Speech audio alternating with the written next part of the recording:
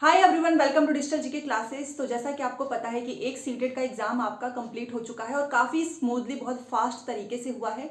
सबसे बड़ा क्वेश्चन यही है कि नेक्स्ट सीटेट कब होगा। कुछ लोगों का सीटेट जो है नहीं निकल पाया और कुछ लोगों के नंबर उतने नहीं आ पाए जितना उन्होंने सोचा था।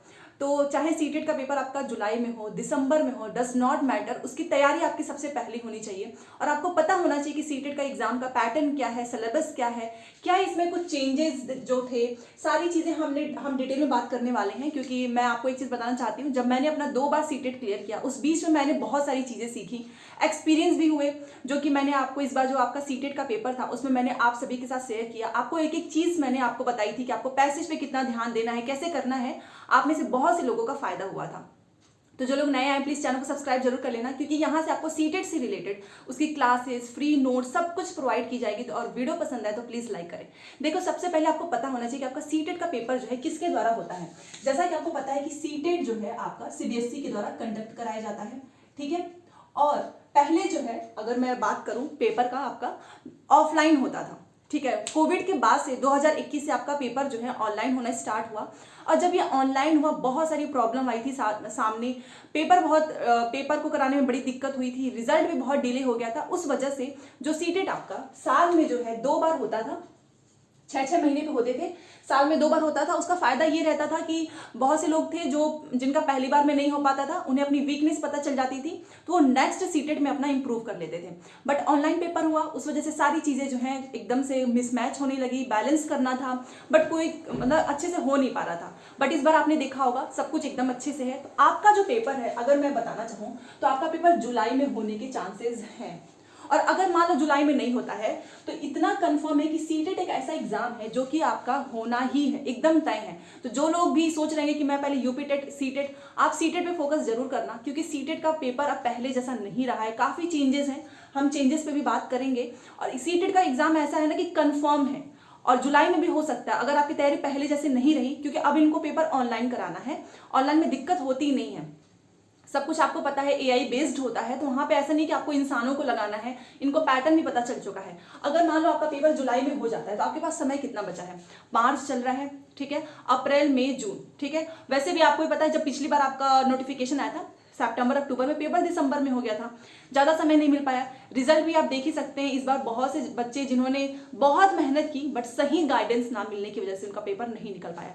तो मैं आपको सारी चीज़ें बताने वाली हूँ। पेपर आपका जुलाई में हो जाता है, वेल एंड गुड, क्योंकि आपने अभी पढ़ाई की ही है, आपको सारी चीज़ें दोबारा से नहीं पढ़नी है। और अगर दिसंबर में जाता है तो इसमें आपका बेनिफिट ये होगा कि आप सीटेट के साथ दूसरे भी एग्जाम के प्रिपरेशन कर सकते हो, ठीक है। तो खैर मैं आपको बताने वाली हूँ कि जो सीटेट 2023 है इसका सिलेबस क्या होगा और इसका एग्जाम पैटर्न क्या होगा। सबसे पहले मैं आपको बताना चाहूंगी कि जो एग्जाम ड्यूरेशन होता है वो 150 मिनट होता है। जो लोग एकदम फ्रेशर हैं, जिन्हें बिल्कुल भी नहीं पता है, उन्हें इस वीडियो से काफ़ी हेल्प मिलेगी। या फिर जो लोग तैयारी करना चाहते हैं वो भी अपना एक सिलेबस, एक पैटर्न जरूर बना के रखना कि आपको कौन सा पेपर देना है, ठीक है। पेपर 1 पेपर 2 दोनों में से तो 150 मिनट मिलते हैं, 2.5 घंटे। अब आप ये सोच रहे हो कि 2.5 घंटा तो समय बहुत होता है ना। ऐसा नहीं है, सीटेट का अगर आप पेपर अब उठाकर देख लो, 2.5 घंटे भी कम पड़ते हैं, काफ़ी लेंदी पेपर होता है। दूसरी चीज़, आपको 150 मिनट मिलते हैं और 150 क्वेश्चन होता है। एक क्वेश्चन के लिए आपको 1 नंबर मिलेगा। पेपर जो है आपका जो है ऑनलाइन होता है, ऑफलाइन बिल्कुल भी नहीं होता है और बाइलिंगुअल होता है। इस मतलब आप हिंदी मीडियम से हो, आप इंग्लिश मीडियम से हो, कोई दिक्कत की बात नहीं होती है। अब तो इस बार ये चेंज हुआ कि इस बार क्या है ना कि ऊपर आपकी यहाँ पे इंग्लिश लिखी है और यहाँ पर हिंदी, या फिर यहाँ पे हिंदी यहाँ पे इंग्लिश, मतलब आपको 2 लैंग्वेज एक साथ देखने को मिल रहा था। तो इसमें पहले क्या होता था ना कि हमको चेंज करना पड़ता था बार बार। जो पहला ऑनलाइन था उसमें हम लोगों को दिक्कत क्या आती थी कि अगर इंग्लिश में है तो उसको हिंदी में देखने के लिए ऐसे माउस से क्लिक करके उसको चेंज करो, उसमें भी समय जाता था। अब समय नहीं जाएगा, आपका इंग्लिश हिंदी आपको दोनों एक ही स्क्रीन पर देखने को मिलेगा। बट उसमें एक ट्विस्ट भी है, वो भी मैं आपको बताऊंगी। तो ये आपका पेपर हो गया बाइलिंगुअल। अब यहाँ पर आप देखो, आपके टोटल क्वेश्चन है 150। सीटेट का पेपर आपको पता है, आपका पेपर 1 पेपर 2। सबसे बड़ा क्वेश्चन क्या आता है ना, वो ये आता है कि पेपर 1 की तैयारी कौन करेगा पेपर 2 का। देखिए आप जो है, अगर मैं पेपर 1 की बात करूं तो 1 to 5 प्राइमरी जो लेवल का होता है पीआरटी, उसका पेपर 1 होता है। और 6 to 8 ये आपका जूनियर वाला होता है, ठीक है। अब ये भरेगा कौन, आपने मान लो आपने बीटीसी किया हो, आपने बीएड किया, आपने डीएलएड किया है, आप पेपर 1 भर सकते हो। अच्छा, बीएड वालों का क्वेश्चन आता है कि क्या बीएड वाले भर सकते हैं? यस, भर सकते हो, बीएड वाले भी पेपर 1 दे सकते हैं। पेपर 2 कौन दे सकता है? तो ये भी डीएलएड बीटीसी बीएलएड आप जो भी बोलते हैं, या फिर बीएड, वो लोग भी पेपर भर सकते हैं। मतलब आपने अगर जो भी डिप्लोमा आपने किया है आप भर सकते हो। वैसे भी इस बार तो सीटेट में ये है कि आप एक दिन भी कॉलेज में गए रहोगे, मतलब आप गए होंगे तो भी आप ये फॉर्म भर सकते हैं। फॉर्म जब आएगी उसके पहले आपको सारी चीजें पता होनी चाहिए डिटेल में। अब पेपर 1 में क्या पैटर्न होता है, आप यहाँ पर देखिए, सीडीपी 5 होते हैं सब्जेक्ट, सीडीपी होती है, मैथ्स होता है, आपका लैंग्वेज 1 होगा, लैंग्वेज 2 ईवीएस, और ये सब आपका जो है 30-30 नंबर का होता है, 30 क्वेश्चंस, ठीक है। सीडीपी भी आपके 30 क्वेश्चंस रहेंगे, मैथ्स में भी, लैंग्वेज 1 में भी, लैंग्वेज 2 में भी, ईवीएस में भी। अब आपका क्वेश्चन ये आएगा कि लैंग्वेज 1 लैंग्वेज 2 क्या है। देखिए, लैंग्वेज 1 लैंग्वेज 2 ये है कि मान लो आपने लैंग्वेज 1 में हिंदी रख लिया, आपका जो भी अच्छा होगा आप उसको हमेशा पहले पे रखना, क्योंकि ये जो है इसके कंपेयर में थोड़ा सा टफ आता है। और लैंग्वेज 2 में मान लो आपने इंग्लिश रख दिया, और आपको चाहिए नहीं, मुझे लैंग्वेज 1 जो है इंग्लिश चाहिए, लैंग्वेज 2 हिंदी चाहिए, आप अपने हिसाब से देख सकते हो। आपको उर्दू लेना है, संस्कृत लेना है, आपके पास बहुत सारे लैंग्वेज के ऑप्शंस हैं, पंजाबी लेना है, मराठी लेना, आप जो भी आपका स्ट्रांग हो आप वो ले सकते हो। लैंग्वेज 1 लैंग्वेज 2, और ईवीएस आएगा 30 नंबर का, ठीक है। एक सबसे बड़ा ट्विस्ट ये है कि ये आपका नॉर्मल पेपर के जैसा नहीं होता है। इसमें आपको 15 क्वेश्चंस आपके कंटेंट के रहेंगे और 15 जो है आपकी पेडागॉजी रहेगी। पेडागॉजी मतलब शिक्षण शास्त्र, जिसमें आपका ये देखा जाएगा कि आप एज अ टीचर बच्चों को कैसे पढ़ाते हैं। मैथ्स की क्लास में अगर आप यहाँ पर देखो, आप बच्चों को मैथ्स कैसे पढ़ाते हो, आप बच्चों को हिंदी कैसे पढ़ाओगे, इंग्लिश कैसे पढ़ाओगे, ईवीएस कैसे पढ़ाओगे, ये भी देखा जाता है। तो 15 आपका कंटेंट और 15 आपका वही रहेगा शिक्षण शास्त्र। ये सारी चीजें आपको मैं डिटेल में बता दूंगी दूसरे वीडियो में कि कैसे करना है। वैसे पेपर 2 का भी पैटर्न रहेगा, पेपर 2 भी आपका 30 नंबर का रहेगा, सीडीपी। लैंग्वेज 1 भी वही सेम प्रोसीजर इसमें रहेगा। जिस भी लैंग्वेज, जो भी आपका लैंग्वेज अच्छा हो आप उसको हमेशा लैंग्वेज 1 में रखो। आपकी हिंदी अच्छी है, आपकी इंग्लिश अच्छी है, जो भी। लैंग्वेज 2 भी आपका 30 नंबर का रहेगा। उसके बाद से आता है मैथ्स और साइंस, और ये सोशल साइंस, ये आपके 60 नंबर के रहेंगे। अब मैथ साइंस किसको लेना है, सोशल साइंस, इससे क्वेश्चन बहुत आता है। अगर मान लो आपका ग्रेजुएशन जो है आपने साइंस में किया है तो ऑब्वियस सी बात है आप मैथ साइंस लोगे। अगर आपने ग्रेजुएशन जो है आपका आर्ट्स वाला सब्जेक्ट रहा है, आपका कॉमर्स रहा है, तो आप लोगे सोशल साइंस। कुछ भी आप लेंगे आपका 60 नंबर का ही ये पूरा बन जाता है। मान लो आपने मैथ साइंस लिया तो ये आपके 60 के बनेंगे, आपने सोशल साइंस लिया तो ये आपके 60, ठीक है। इसमें भी सेम प्रोसीजर होगा, इसमें भी आपको पैडागॉजी देखने को मिलेगा। मान लो आपने मैथ साइंस लिया है या फिर सोशल साइंस, इसमें भी आपके पैडागॉजी वाले जो सेक्शंस हैं वो रहेंगे ही, ठीक है। इतनी चीजें आपको समझ में आ गई होंगी। ये मैंने पेपर 1 पेपर 2 दोनों का आपको बता दिया है। 30-30 नंबर का आता है, लैंग्वेज 1 लैंग्वेज 2 आपके ऊपर है। ये सारी चीज आपको इसलिए भी जानना है बिकॉज अगर आप प्रिपरेशन करने बैठते हो तो आपके दिमाग में एक चीज आता होगा कि आखिर में पेपर 1 पेपर 2 का सिलेबस क्या रहता है, क्या क्या सब्जेक्ट पढ़ने हैं, वो ये रहा। अब चेंजेस क्या है वो देख लीजिए।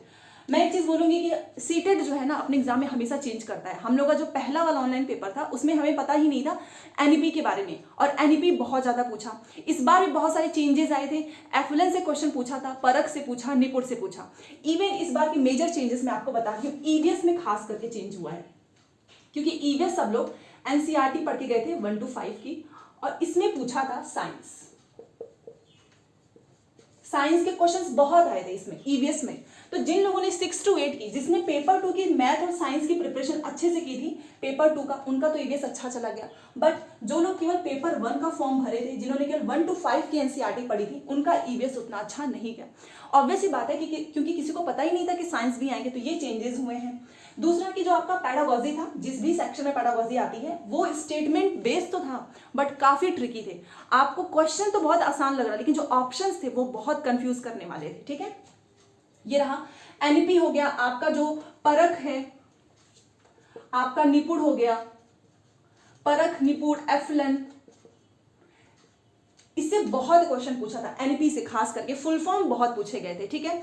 और इसमें आपको देखने में तो लगेगा कि पेपर में कोई चेंज नहीं है, बट पेपर में चेंजेस बहुत ज्यादा दिखे थे। जैसे जैसे शिफ्ट आगे बढ़ने लगे थे, उसने क्वेश्चंस को बहुत ट्रिकी कर दिया कि आपको देखने में लगेगा कि अरे हाँ ये तो बहुत आसान है, बट जैसे आप ऑप्शंस पढ़ोगे इतने सारे कंफ्यूजन क्रिएट हुए।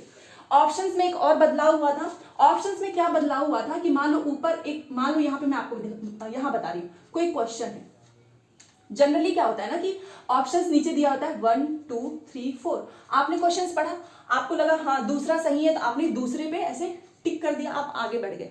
चेंजेस क्या थे, वो उसके नीचे बना था चेंज, इसके नीचे मान लो और भी चेंजेस बने थे, जैसे कि मान लो ये 4 क्वेश्चंस बना था, उसके नीचे ऐसे ऑप्शन बने थे 1 2 3 4 ऐसे गोला बना था, और यहाँ पर क्या था, दूसरा, पहला, चौथा, तीसरा। अब ये सबसे ज्यादा कंफ्यूजन, क्योंकि हम जनरली क्वेश्चंस पढ़ते हैं, क्वेश्चंस पढ़ने के बाद हमको जो भी ऑप्शंस लगता है हम वो टिक कर देते हैं। अब इसमें क्या हुआ कि क्वेश्चंस पढ़ने के बाद एक और नीचे ऑप्शंस बना है, और उसमें जो है कंफ्यूजन ये कर रहा है कि कौन सा सही है, क्योंकि हमको लगता है कि पहला सही है तो हम लोग तुरंत इस पहले पे ऐसे टिक कर देते हैं, बट पहले के सामने चौथा लिखा था, और हमें लगता है कि तीसरा सही है तो हम ये थोड़ी देखते हैं, हम देखते हैं अच्छा ये है तीसरा, ये सही कर देते हैं। बट उसने ऑप्शंस के साथ बहुत बड़ा गेम खेला, जिसकी वजह से आधे लोगों के तो इसी में कंफ्यूजन में क्वेश्चंस गलत हो गए। ठीक है, ये मेजर चेंजेस थे जिसमें समय तो लग रहा था। एक अच्छी चीज ये थी कि हिंदी इंग्लिश दोनों लैंग्वेज जैसा कि मैंने बताया साथ में लिखा था, बट इसने बहुत कंफ्यूजन किया। ठीक है, अब ऑप्शंस में चेंज थे, ये कैसे आपका सही होगा जब ऑनलाइन प्रैक्टिस जिसने भी अच्छे से की थी ना उसका तो ये ठीक चला जाएगा। अब ये थ्योरी है, जैसे कि आप सीडीपी कर रहे हो, लैंग्वेज कर रहे हो, मैथ साइंस कर रहे हो, हिंदी भी काफी ट्रिकी आई थी। हिंदी में बहुत सारे ऐसे क्वेश्चंस थे जो कि सीडीपी से रिलेटेड थे, बट वो काफी कंफ्यूजन करने वाले थे, सिचुएशन बेस्ड थे कि अगर ऐसा कोई सिचुएशन आता है, वो सिचुएशन नॉर्मल नहीं था कि आपको बच्चों को कैसे पढ़ाना है, ये सिचुएशन नहीं था। जब आप प्रीवियस पेपर इस साल का भी आया नहीं है सीटेट पे, जैसे ही सीटेट की वेबसाइट पे अपलोड हो जाएगा मैं सारे पीवाईक्यू आपको टेलीग्राम पे भेज दूंगी, क्योंकि अगर आप उसको लेने जाएंगे तो ऑब्वियसली बात है आप में से बहुत से लोग होंगे जो अफोर्ड नहीं कर पाएंगे पैसे से। तो मैं मेरा टेलीग्राम चैनल का link description box comment box में दिया हुआ है, आप ज्वाइन हो जाइएगा, वहां से आपको मिल जाएगा। एजर्शन रीजन वाले क्वेश्चन थे, और प्रीवियस ईयर क्वेश्चंस पे एक बहुत बड़ा क्वेश्चन आया था कि हम लोगों ने इतना पीवाईक्यू किया बट हमारा पेपर अच्छा नहीं गया।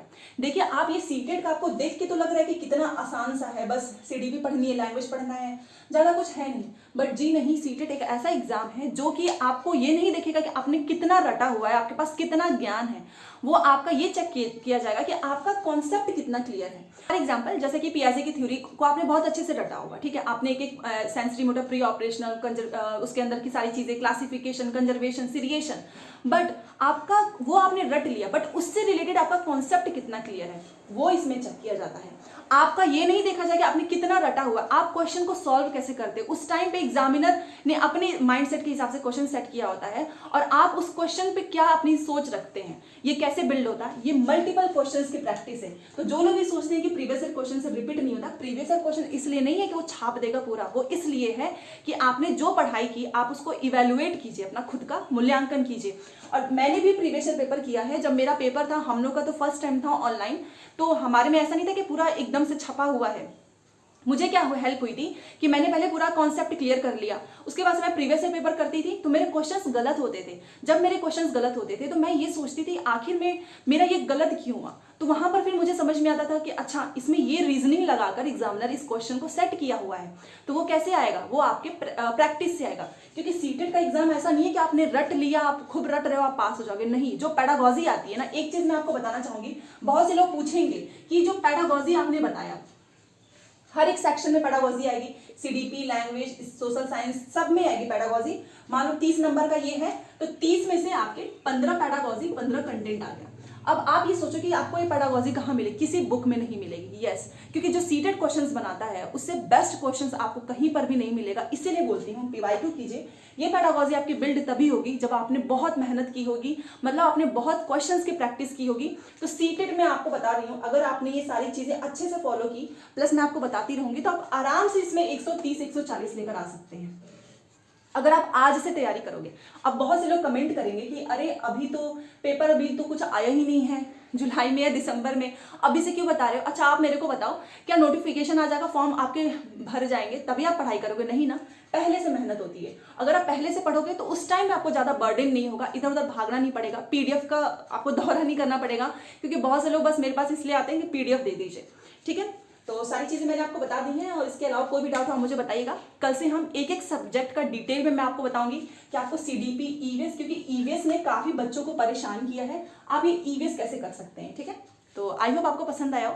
पसंद है तो प्लीज लाइक कीजिए, चैनल को सब्सक्राइब कीजिए, क्योंकि यहाँ से आपको बहुत हेल्प मिलेगी और सब कुछ एकदम फ्री में। तो चलिए मिलते हैं नेक्स्ट क्लास में। Thanks for watching. और एक चीज बताना चाहूंगी, मैथ की क्लास आपकी स्टार्ट है सीटेट की, क्योंकि सीटेट में क्या होता है ना, ये जो मैथ वाला सेक्शन है ना, चाहे यहाँ हो चाहे यहाँ हो, ये बच्चे ना इसको देख के डर जाते हैं, छोड़ देते हैं मैथ को। यकीन मानिए सीटेट के मैथ्स के इतना इजी आपको क्वेश्चंस कहीं भी देखने को नहीं मिलेगा सच में। बस आपको क्या करना है, जो मेरे चैनल पे मैथ्स का सीरीज स्टार्ट हो चुका है आज से, आपको उसको हर दिन करना है। अगर आपने हर दिन किया तो आप मैथ्स में, मैं सच बता रही हूँ, 30 में से 30 लेकर आ सकते हैं, क्योंकि मैथ आपका समय भी बचाएगा। ठीक है, तो आई होप आपको सारी चीजें अच्छे से समझ में आ चुकी होंगी। तो चलिए मिलते हैं नेक्स्ट क्लास में। Thanks for watching.